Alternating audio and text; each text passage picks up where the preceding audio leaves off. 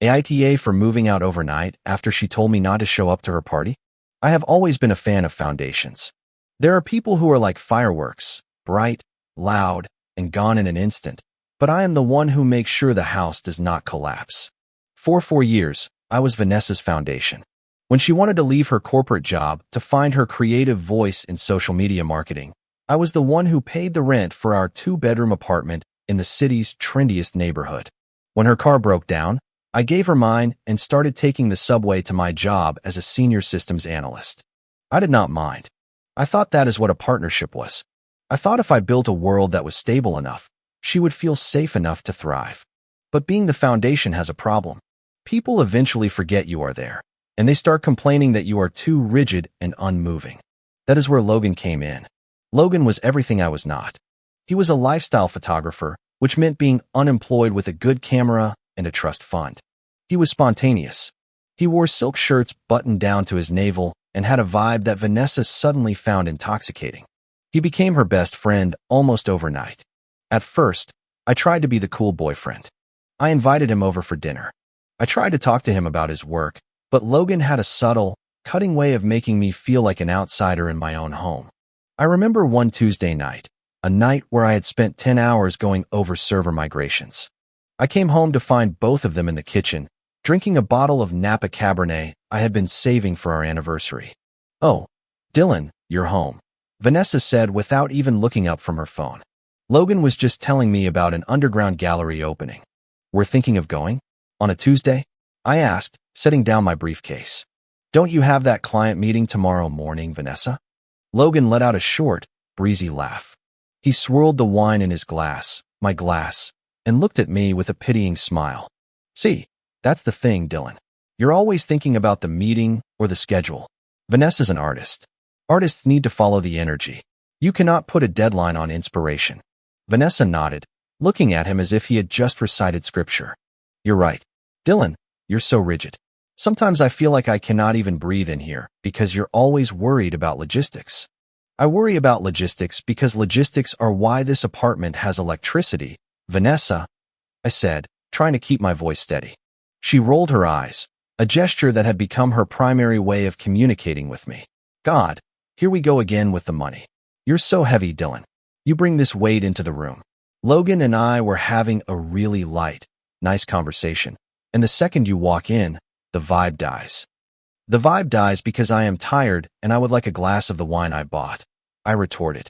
Logan stood up and patted my shoulder with condescending symmetry. "Easy, man. We will leave you to your spreadsheets. Come on, Vanessa, let's go where the energy is better." When the door closed behind them, I sat in the silent kitchen, staring at the empty wine bottle. That was the first time the word heavy was used. It would not be the last. Over the next 3 months, I became a ghost in my own relationship. I was the provider when bills were due, but I was the dead weight when it was time to have fun. Vanessa stopped inviting me to her work gatherings, which Logan always attended. She stopped telling me about her day, saving those stories for their 5-hour brainstorming sessions. The disrespect was not a sudden explosion. It was a slow, painful leak. She started comparing our lives constantly. If I talked about my promotion, she would talk about a vision board Logan helped her create. If I suggested a quiet weekend in, she would complain that Logan thought I was holding back her growth. The breaking point did not come with a shout. It happened while looking in the mirror. I realized I was paying for a life I was not allowed to live. I was the one working a financially boring job, so she could play socialite with a man who looked at me like I was a service animal. I started making my own logistical plans. I did not tell her. I did not argue. I just started quietly untangling my life from hers. I moved my savings into a private account. I signed a lease on a new place. I waited for the moment she would finally take off the mask completely. I did not have to wait long. The Friday of the Black and Gold Gala was when the foundation finally cracked. This was not just any party. It was the launch of a new creative collective that Logan had consulted for. Vanessa had been obsessing over it for weeks. She bought an $800 silk slip dress and heels that cost more than my monthly car payment, all on our joint credit card. I walked into the room to find her standing in front of the full-length mirror, adjusting the strap on her dress. She looked stunning, but when she saw my reflection in the glass, her expression did not soften. It tightened. "What are you doing, Dylan?" she asked, her voice clipped. Getting ready, I said, loosening my tie. The gala starts at 8. She did not miss a beat, not turning around. She let out a long, weary sigh. Dylan, about tonight. I think it is better if you just stay home. I froze, my hand on the zipper of my suit bag. Excuse me.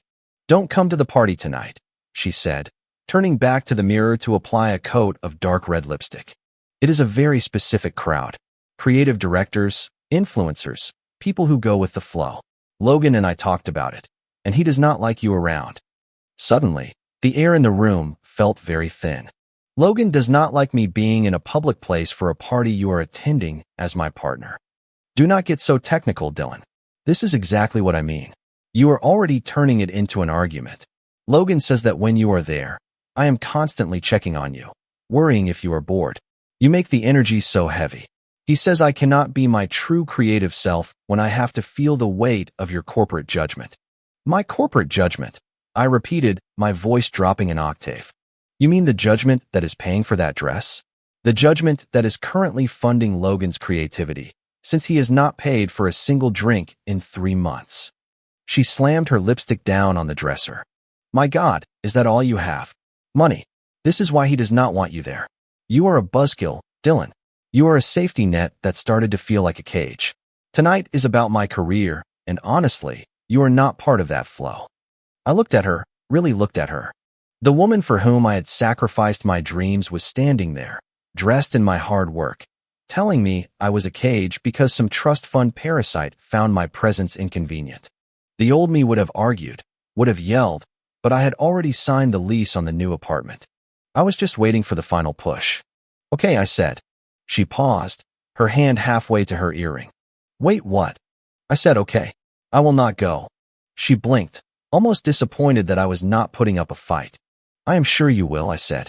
She grabbed her purse and walked out. The moment the door closed, the waiting was over. I did not order pizza. I picked up the phone and sent a one-word text to a number I had saved a week ago. 10 minutes later, an unmarked white van pulled up to our building's loading dock. 2 professionals who specialized in quick, discreet moves met me at the service elevator. I had been a systems analyst for a decade. I knew how to move data without leaving a trace. Moving furniture was just a physical version of the same logic. Anything with a blue sticker stays, I told them. Everything else goes. I want this place to look like I was never here. They worked with clinical efficiency. As they disassembled my desk and packed my books, I walked through the apartment one last time. I felt like a ghost haunting my own life. I emptied my shaving kit and expensive cologne. I left her luxury soaps and 10-step skincare routine untouched. By 11:30 p.m., I was in my new apartment on the other side of town. It was smaller, but it was a high-rise. The walls were white, the floors dark wood, and through the floor-to-ceiling windows, the city lights looked like a circuit board. It was clean, it was quiet, it was mine. At 2:18 a.m., my phone started vibrating on the glass coffee table. Vanessa was calling. I let it ring. Then the text came. Vanessa. Dylan, where are you? The lights are off. Vanessa. Dylan, where is your dresser? Why is the closet empty? My key did not work in the top lock. Answer the phone. I answered on the 5th call. Dylan. Her voice was a tangle of panic and fury. Where are you? What did you do? All your stuff is gone. The apartment is half empty. It is not a robbery, Vanessa, I said calmly. It is a relocation. Relocation? What are you talking about? I just got home. Logan is downstairs in an Uber. We were going to have an after party. You cannot just leave like this. Where are you? I am in my new life, I said. I realized tonight that you were right.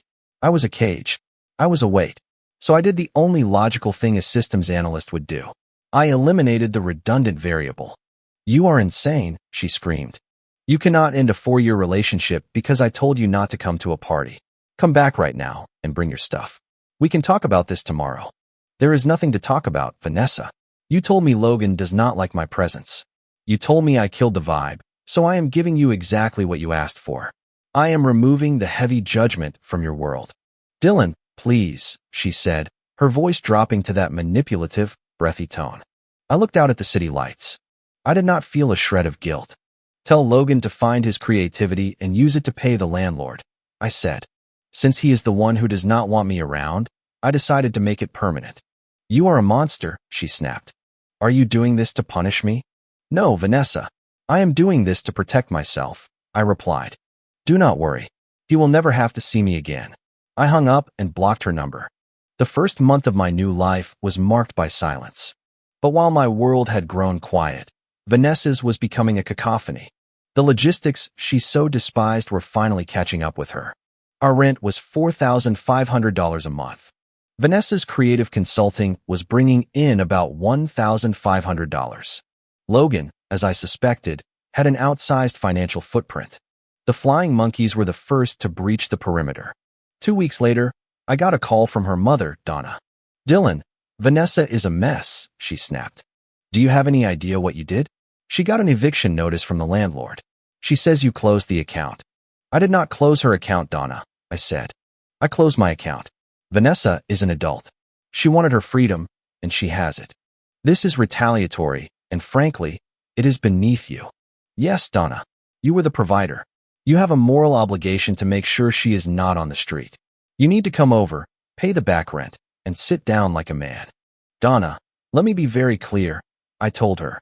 I have no obligation to a woman who told me I was a cage while wearing clothes I paid for. If you are worried about her rent, tell her to ask Logan. I hear his creativity is very lucrative. I hung up before she could respond. A few days later, I heard from Hannah, a mutual friend. The text from Hannah was heavily biased. Logan is gone. As soon as the eviction notice came, he suddenly remembered he had a photo shoot commitment in Tulum. Left her with the utility bills and his dry cleaning tab. Vanessa's selling her designer bags just to buy food. I am sorry to hear that part about my own home, Hannah, I replied. That was it. Vanessa spent months telling me I was heavy. I have simply removed the problem. If she is struggling, it is because she built a life on a foundation that did not belong to her.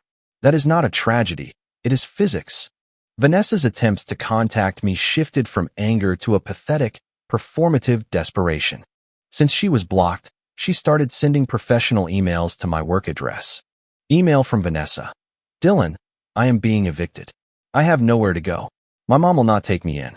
Please, I know I said things I did not mean, but I was frustrated. I miss my best friend. Just lend me $5,000 and I will never bother you again. Please do not let me be homeless. I did not reply. I just left it there. A digital monument to the safety net she had so casually torn apart. The final blow came when Logan's creative collective was exposed as a full-blown Ponzi scheme. He had not been a consultant. He had been a scout for a fraud ring. His reputation in the marketing world was destroyed overnight. 8 months later, the world looked very different. I had been promoted to Director of Systems Architecture.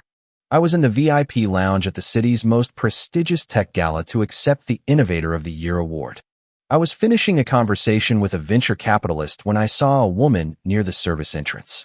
She was wearing a familiar dress, the same silk slip dress she had worn the night she told me not to come to the party, but it did not fit her anymore. She looked diminished.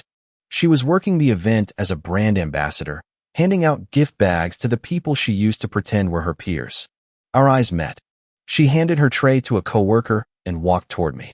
Dylan, she whispered. Hi, Vanessa, I said. You look incredible, she said. I saw your name on the program. I could not believe it. It has been a busy year, I said. Dylan, I have tried to reach you so many times. I am so sorry. Logan was a monster. He used me. I am living in a boarding house, Dylan. I am working 3 jobs just to get by. She reached out to touch my arm, but I stepped back. I heard things were tough for you, I said calmly. Tough. It has been a nightmare. I realize now that you were the only real thing in my life. You were my rock. Can we please go somewhere and talk? I do not want your money, I swear. I just want to hear your voice. You are hearing my voice, Vanessa. And what it is telling you is that there is nothing left to discuss. How can you be so cold? I was with you for years. Does that mean nothing to you now? It meant everything to me. Then, I said, my voice clear and firm. But you made a very specific choice. You told me my presence was heavy. You told me I was a cage. I was simply respecting your opinion. I stepped away so you could have the life you wanted. But I was wrong, she wailed. Being wrong does not fix the damage, I replied. You did not just make a mistake, Vanessa. You spent months systematically devaluing the person who loved you most. You lost me because you showed me exactly who you are when you think you do not need me anymore. She looked at me, her face twisting into the old mask of entitlement. So what? You were just going to stand there in your fancy suit and watch me drown? You were going to be that guy? I am not going to watch you drown, Vanessa, I said, glancing at my watch. I am not watching you at all. I have not thought about you in months. This encounter is the first time your existence has taken up more than 10 seconds of my mind since I changed the locks. I hate you, she whispered. Maybe, I said with a small smile. But the robot is happy. The robot is successful. And the robot is finally free from the vibe you brought into my life. I looked past her toward the stage. I have to go, Vanessa. They are calling for me. I wish you luck, but I think you have already had all the luck you were going to get. You just traded it for a good vibe. I walked away. I did not look back to see her standing there in her wrinkled dress. I walked onto the stage, the lights blinding and warm, and accepted my award. As I looked out at the crowd, I realized the most satisfying part of the night was not the trophy in my hand. It was the fact that when I glanced back to where Vanessa had been standing, she was already gone, and for the first time in my life, the silence was perfect. Comment: Dylan's journey is a powerful reminder of the importance of self-worth. It's so easy to lay the foundation for someone else's dreams, but we must never forget to build our own. Sometimes, the bravest and most loving act isn't that we fight harder, but that we quietly walk away and choose ourselves. Your peace is your most valuable asset, and you are the only one who can truly protect it. Remember to always be the main character in the story of your life. If you liked it, don't forget to leave a comment and support the channel by subscribing. See you in the upcoming stories.